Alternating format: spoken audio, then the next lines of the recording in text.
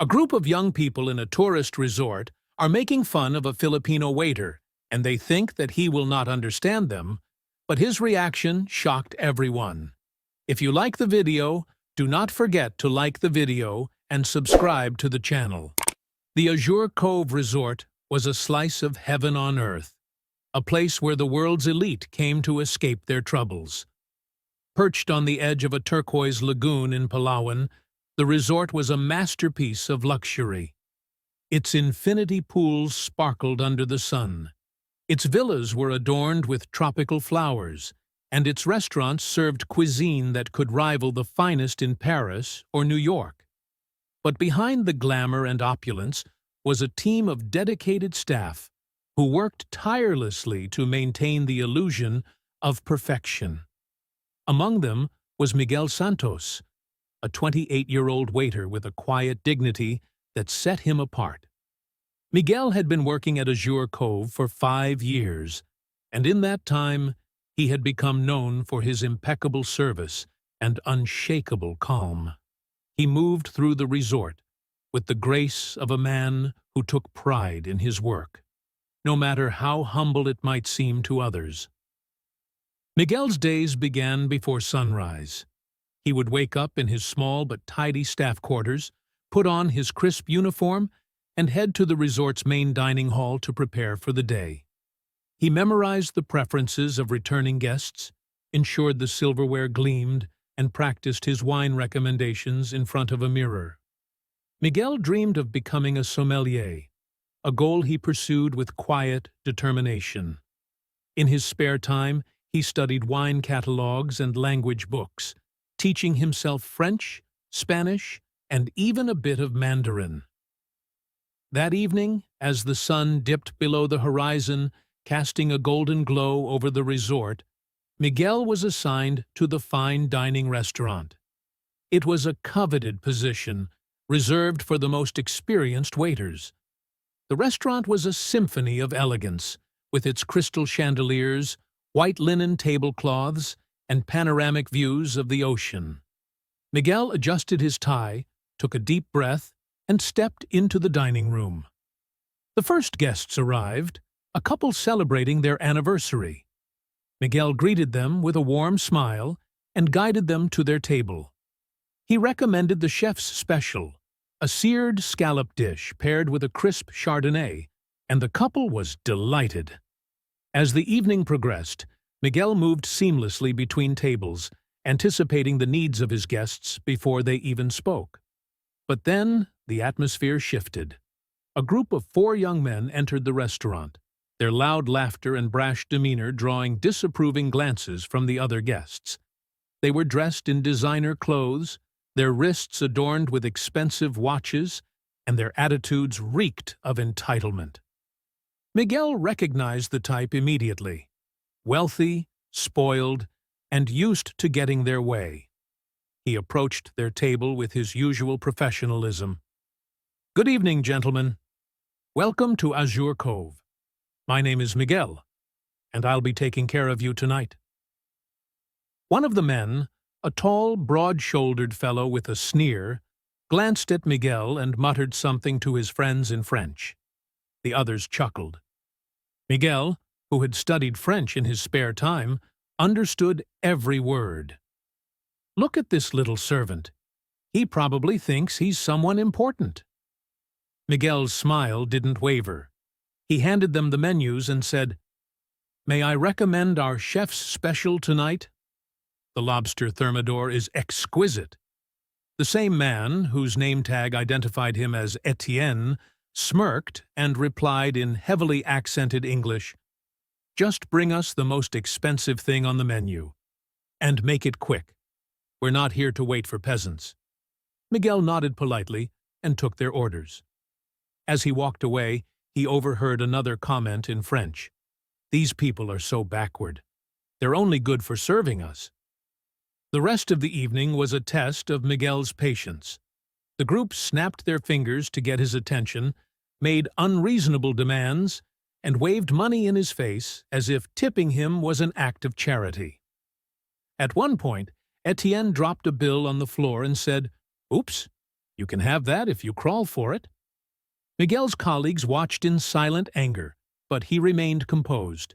He picked up the bill, handed it back to Etienne, and said calmly, "Sir, I believe you dropped this. Let me know if there's anything else I can assist you with." The group laughed, but there was a flicker of unease in their eyes.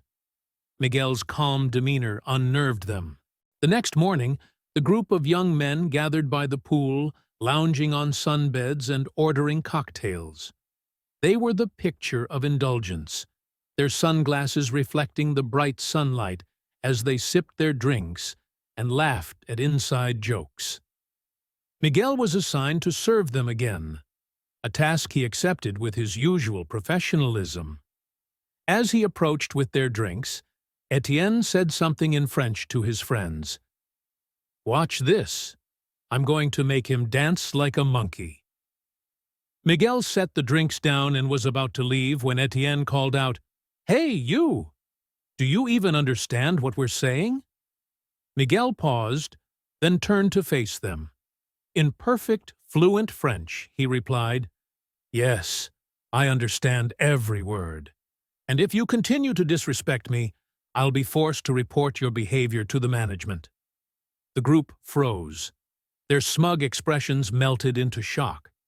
Etienne stammered, You speak French?" Miguel's eyes narrowed. "I speak 4 languages, actually. English, French, Spanish, and Tagalog. I may be a waiter, but I am not inferior to you. Now, if you'll excuse me, I have other guests to attend to." He walked away, leaving the group in stunned silence. The other guests nearby, who had overheard the exchange, began to whisper among themselves. Some applauded quietly, while others glared at the young men. But the confrontation didn't end there. As the day wore on, the group grew increasingly agitated. They felt humiliated, and their pride demanded retaliation. That evening, as Miguel was closing up the restaurant, he noticed something unusual. The safe in the manager's office was ajar, and a stack of cash was missing. Miguel's heart raced. He knew the group had been in the office earlier, complaining about their bill. Could they have stolen the money? And if so, how could he prove it? Miguel's mind raced as he considered his options. He couldn't accuse the group without evidence, but he also couldn't let them get away with theft. He decided to investigate quietly, using his knowledge of the resort's layout and his ability to blend into the background. That night, after his shift, Miguel followed the group to their villa. He hid in the shadows, watching as they laughed and drank on the terrace. Through the open window, he heard snippets of their conversation. "Did you see his face when I dropped the money?" Etienne sneered. "These people are so pathetic." "Yeah, but he surprised us with that French," one of the others admitted. "Maybe we should lay low for a while." "Nonsense," Etienne said. "He's just a waiter. What can he do?" Miguel's fists clenched, but he forced himself to stay calm. He needed proof. As he watched, one of the men pulled a wad of cash from his pocket and tossed it onto the table.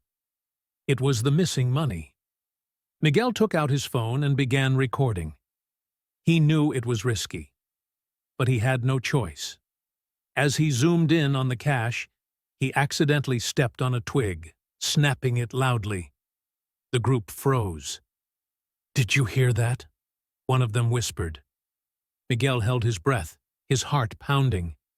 He was about to be discovered. The next morning, Miguel arrived at work to find a note waiting for him. It was from the resort's general manager, requesting a meeting. As he walked to the office, he couldn't shake the feeling that something was about to change. Had the group reported him? Or had they discovered his recording? And what would happen if they accused him of spying? The story ends here, for now. Will Miguel's evidence be enough to expose the group's theft? Or will they turn the tables and accuse him of wrongdoing? And what other challenges await Miguel? as he navigates the treacherous waters of power and privilege. The stage is set for drama, excitement, and suspense. The next chapter is yours to imagine. Miguel stepped into the general manager's office, his heart pounding. The room was sleek and modern, with floor-to-ceiling windows overlooking the ocean. Ms. de la Cruz, a sharp and elegant woman in her 40s, sat behind her desk, her expression unreadable.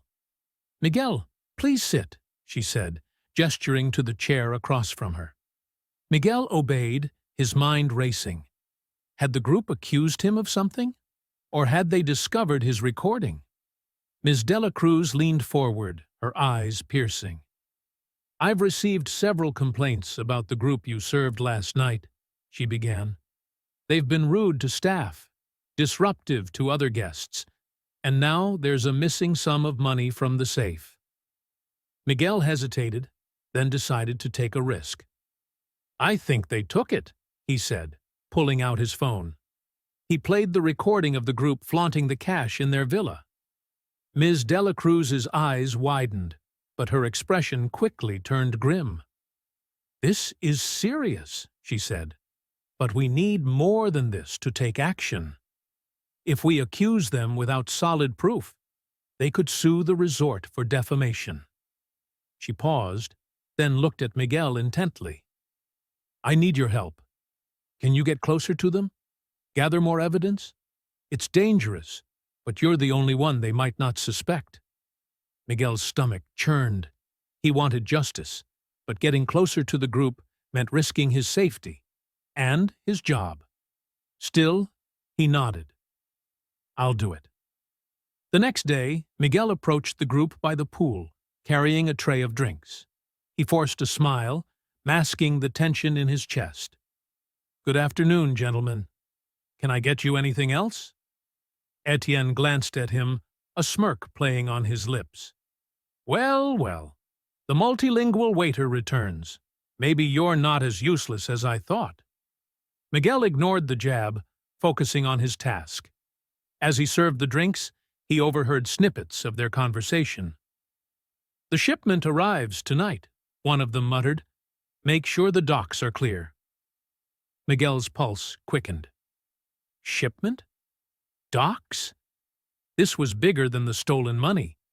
He needed to find out more. That night, after his shift, he sneaked to the resort's private docks, hiding behind a stack of crates. The group was there, along with several shady-looking men. They were unloading boxes marked with luxury brand logos, but something about the operation felt off. Miguel pulled out his phone and began recording. As he zoomed in on the boxes, he noticed the labels were slightly smudged. Counterfeit goods. His mind raced. This wasn't just theft. It was a full-blown smuggling operation. Suddenly, a hand clamped down on his shoulder. "What do you think you're doing?" a voice growled. Miguel froze. It was one of the group's bodyguards. Miguel's mind raced as the bodyguard dragged him into the open. The group turned, their expressions shifting from surprise to anger. "Well, well," Etienne sneered. "The waiter has a knack for showing up where he doesn't belong." Miguel struggled to stay calm. "I was just checking the inventory," he lied. "The manager asked me to ensure everything was in order." Etienne laughed, but there was no humor in it. "Do you think we're stupid? You've been snooping around since the beginning." He stepped closer, his voice low and dangerous. "You're playing a dangerous game, little man." Before Miguel could respond, Julien, the quietest member of the group, stepped forward. "Wait," he said. "Maybe we're overreacting. He's just a waiter. What harm can he do?" Etienne glared at Julien. "Stay out of this." But Julien held his ground, his eyes locking with Miguel's. There was something in his gaze, a flicker of guilt, perhaps, or a silent plea for understanding. Miguel seized the moment. "I don't want trouble," he said. "But if you let me go, I'll forget what I saw." Etienne hesitated, then smirked. Fine. But if you breathe a word of this to anyone, you'll regret it. He gestured to the bodyguard, who released Miguel with a shove. As Miguel walked away, his heart still racing, he couldn't shake the feeling that this wasn't over. Julian's intervention had bought him time. But for how long? The next day, Miguel met with Ms. de la Cruz and Julian in secret. Julian had reached out to Miguel, offering to help expose the group in exchange for protection. "I can't keep doing this," Julian admitted. "They're out of control." Together, they devised a plan. That evening, during a high-profile gala at the resort, Miguel and Julian would gather final evidence while Ms. de la Cruz alerted the authorities. The stakes were high, and the margin for error was slim. As the gala began, Miguel moved through the crowd, his nerves on edge. He spotted the group near the bar, their laughter loud and obnoxious. Julian joined them, playing his role perfectly. Meanwhile, Miguel discreetly planted a listening device in their villa, capturing incriminating conversations. But as the night wore on, Etienne grew suspicious. He cornered Miguel in a secluded hallway, his eyes blazing. "You think you're clever, don't you?" he hissed. "But you're just a pawn in a game you don't understand." Before Miguel could respond, the sound of sirens filled the air. The authorities had arrived. Chaos erupted as the group tried to flee, but they were quickly surrounded. Miguel watched from a distance, his heart pounding. It was over. Or so he thought. The group was arrested, and the resort breathed a collective sigh of relief. Miguel was hailed as a hero, but the victory felt hollow. The threats didn't stop. Anonymous messages warned him to stay silent, and he couldn't shake the feeling that he was being watched. Julian disappeared without a trace, leaving behind a cryptic note. "This is bigger than you know. Be careful." Miguel realized that the group was just the tip of the iceberg. A larger network of corruption was at play, and he had inadvertently put himself in the crosshairs. As he stood on the resort's beach, staring at the horizon, Miguel knew his life would never be the same. He had a choice: walk away and protect himself, or dig deeper and risk everything. The story ends with Miguel's decision hanging in the balance, setting the stage for a larger, more dangerous adventure.